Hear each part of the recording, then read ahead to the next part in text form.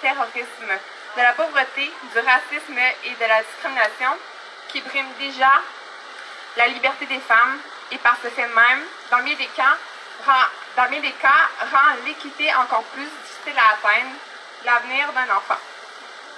Pourquoi devons-nous endurer notre peine, celle d'une mère, d'une sœur, d'une amie, d'une inconnue, et sans que cela ne cesse? Dites-moi pourquoi c'est encore à nous d'endurer. Autant de voix mises en sourdine, autant de violences silencieuses. À ce questionnement, une partie de moi veut répondre. C'est la norme. Savez-vous ce que c'est la socialisation? Je ne parle pas ici de la transformation du régime actuel en régime socialiste, bien que j'aimerais. Mais selon le Larousse, c'est le processus par lequel l'enfant intériorise les divers éléments de la culture environnante, valeurs, codes symboliques et règles de conduite, et s'intègre dans la vie sociale. Dès la naissance, le sexe de l'enfant est clarifié. Elle portera du rose et sera une fille. Elle portera du bleu, du rouge, du jaune. Elle aura les cheveux longs, il aura les cheveux courts. Déjà au primaire, on ne manque pas de rappeler aux fillettes qu'elles sont une source de déconcentration pour les autres. Interdiction de porter des bretelles spaghetti. On nous sexualise sans que notre corps ait terminé de se développer. On nous met en situation de proie et le système s'assure de nous affaiblir. On subit de la violence structurelle, causée par les effets systémiques des politiques.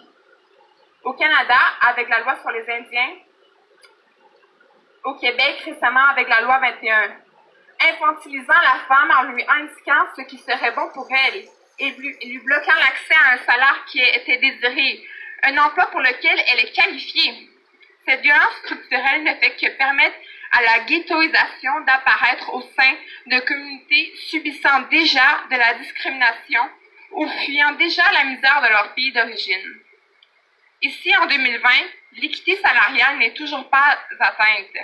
Lorsque l'enfant est dans son processus de socialisation, il assimile ses codes. La femme est le sexe faible. C'est ce que la société patriarcale, raciste, colonialiste et capitaliste nous vend et enseigne aux futurs consommateurs. Lorsqu'on apprend aux fillettes qu'elles doivent faire attention pour aller jouer à l'extérieur et que l'on n'enseigne pas aux petits garçons de bien se comporter avec les filles, on socialise le sexisme, on normalise la violence potentielle. Elle est devenue courante et normale. Une agression sexuelle peut drastiquement changer une vie.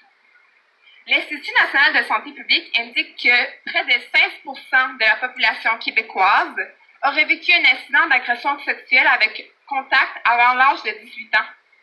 De ce nombre, la femme est 2 fois plus touchée. Respectivement, 22% des femmes et 10% des hommes ont été agressés sexuellement dans l'enfance. Ce traumatisme, que je voudrais qualifier de collectif, est anormal et conditionné. La peur n'a pas lieu d'être, mais elle est. L'insécurité qui plane est malheureusement partagée. Nul ne devrait avoir peur d'être né dans un corps de femme. Nul ne devrait avoir peur d'être un enfant. L'affaire Epstein, pour ceux et celles qui ne le savent pas, était un richissime homme accusé et emprisonné pour le trafic sexuel de jeunes femmes mineures. Cette affaire rappelle que l'élite planétaire consomme le corps de la femme, l'abuse et le viol. Il devient probable qu'une personne riche et puissante, comme de rien, participe et encourage à la traite de corps. Des personnes telles que Leslie Wexner, derrière Victoria's Secret, était un consommateur de sexe sans consentement, un pédophile. Il devient banal que le corps de la femme devienne une marchandise et que sa voix ne soit pas entendue. Aujourd'hui, ici réunis, nous demandons justice, l'écoute, le soutien du système judiciaire et celui de tous. Nous exigeons l'égalité. Nous aspirons à l'appui et à la confiance. Quitter son pays, souvent, ce n'est pas un choix. Pour un certain nombre d'années, j'enviais celles et ceux qui avaient eu la chance d'avoir une enfance en Colombie. Surtout de ne pas avoir à quitter une bonne partie de leur famille. Chassée par la guerre, je me trouve au Québec en meilleure situation. Mais ce n'est pas la fin. Ici aussi, on chasse les peuples de leur terre. Ici aussi, il y a du racisme systémique. Ici aussi, il y a des femmes assassinées et disparues. Au Québec, on a même très peu d'informations sur les femmes autochtones assassinées et disparues. On tente de nier, on joue à l'autruche. Le Canada chasse les Premières Nations de leur territoire sacré ici, comme en Colombie avec leurs mines. Le capitalisme ne finit pas de faire ravage. Le système en place n'est pas immuable. Et comme femmes, nous sommes les premières affectées par la violence. Nous avons des responsabilités, car nous avons du pouvoir. Oui, notre pouvoir de femme, de sœur, de conjointe, de mère et notre pouvoir en tant que consommatrice est fort. Consommons consciemment et n'ayons pas peur de boycotter. Les industries qui nous appauvrissent et nous éloignent de notre terre, de notre culture, de notre nature et de notre essence. Le comité Familles migrantes m'a permis de côtoyer des femmes de plein d'origines, d'ici et d'ailleurs.